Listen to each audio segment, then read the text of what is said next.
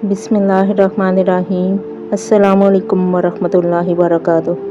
آج ہم ایک ایسے عظیم وصف کے بارے میں بات کریں گے جو ایمان کی زینت ہے، کردار کی خوبصورتی ہے اور انسان کو گناہوں سے بچانے والی مضبوط ڈال ہے۔ یہ وصف ہے حیا۔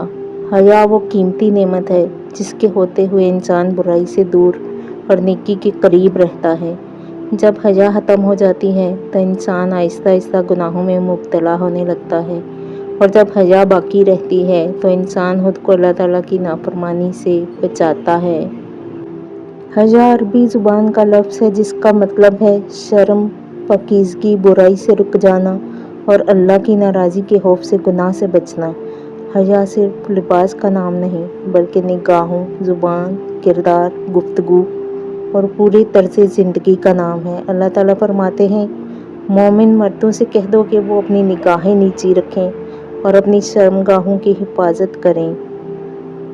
اسی طرح اگلی آیت میں فرمایا، اور مومن عورتوں سے کہہ دو کہ وہ بھی اپنی نگاہیں نیچی رکھیں۔ یہ آیت ہمیں سکھاتی ہے کہ حیا صرف عورتوں کے لیے نہیں بلکہ مردوں کے لیے بھی ضروری ہے۔ حیا ایمان کا حصہ ہے۔ رسول اللہ صلی اللہ علیہ وآلہ وسلم نے فرمایا، حیا ایمان کی ایک شاخ ہے۔ اس حدیث سے معلوم ہوتا ہے کہ جتنا ایمان مضبوط ہوگا اتنی ہی حیا بھی زیادہ ہوگی۔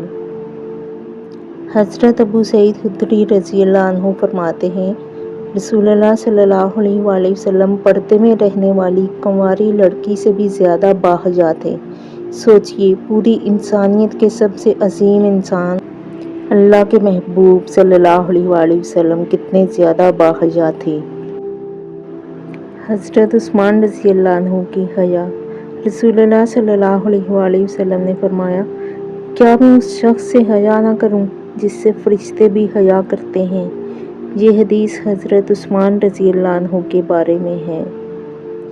حیا انسان کو گناہوں سے بچاتی ہے۔ جب انسان کے دل میں حیا ہوتی ہے تو وہ جھوٹ نہیں بولتا، غیبت نہیں کرتا، بد نگاہی سے بچتا ہے، فحش گفتگو نہیں کرتا، لوگوں کو تکلیف نہیں دیتا۔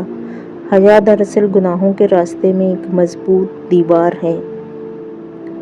بے حیائی کی تباہ کاریاں۔ آج سوشل میڈیا، فحش مواد، نامناسب گفتگو اور بے پردگی نے معاشرے میں بے حیائی کو عام کر دیا ہے۔ رسول اللہ صلی اللہ علیہ وآلہ وسلم نے فرمایا، جب تم میں حیا نہ رہے تو جو چاہے کرو۔ یہ حدیث دراصل تنبیہ ہے کہ جب حیا ختم ہو جاتی ہے تو انسان ہر برائی میں مبتلا ہو سکتا ہے۔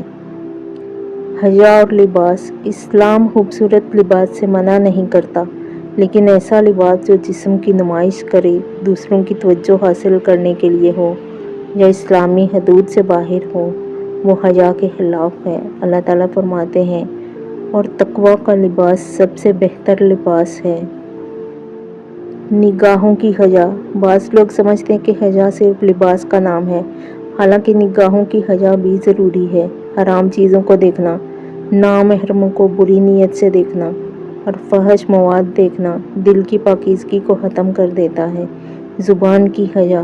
حیا کا تعلق زبان سے بھی ہے۔ گالیاں دینا، فحش لطیفے سنانا، دوسروں کی عزت اچھالنا، بیہودہ گفتگو کرنا، یہ سب حیا کے خلاف ہیں۔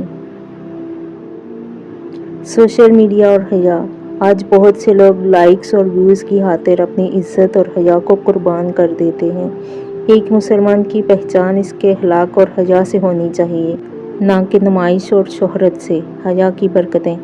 حیا کی وجہ سے ایمان مضبوط ہوتا ہے، گناہوں سے حفاظت ہوتی ہے، عزت میں اضافہ ہوتا ہے، اللہ کی رحمت نصیب ہوتی ہے، معاشرہ پاکیزہ بنتا ہے۔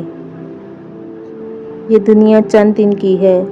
حسن، شہرت، مال اور دنیاوی چیزیں ختم ہو جائیں گی، لیکن اللہ کے لیے اختیار کی گئی حیا ہمیشہ باقی رہے گی۔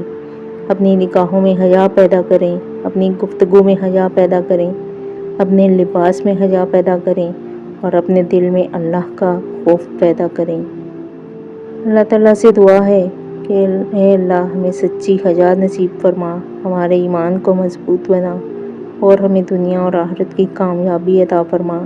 آمین یا رب العالمین۔ اچھی بات کو پھیلانا صدقہ جاریہ ہے۔ ویڈیو کو زیادہ سے زیادہ لائک کریں، شیئر کریں اور ڈیلی احادیث کے لیے چینل کو فالو کریں۔ کل ملتے ہیں ایک نئی آیت، ایک نئی حدیث کے ساتھ۔ تب تک کے لیے اللہ حافظ۔